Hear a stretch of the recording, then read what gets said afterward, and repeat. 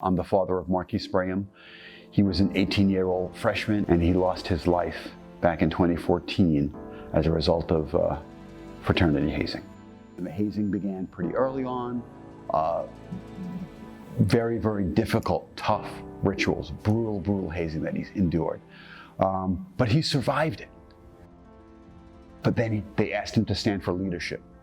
He thought he could make it better. That's what he told his mom. And then when he went to try and make it better, I think he learned he couldn't.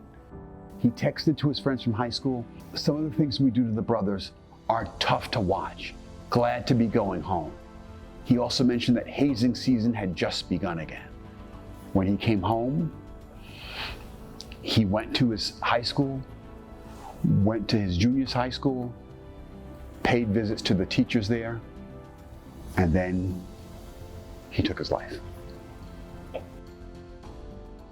What we learned later, after he passed, is that he was desperate to see a priest. He said, "I need to see a priest, I need to see a priest. I have sins, I have sins. What the brothers are doing, what the brothers are doing." His aunt said, "Marquise, you're 18, what sins could you possibly have?" He said, "Auntie, I have sins."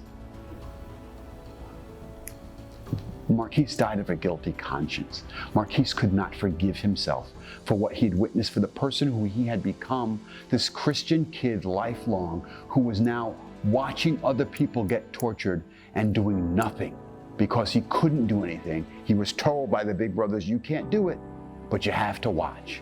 And these kids were screaming and begging for it to stop, and he didn't stop it. He could not live with that.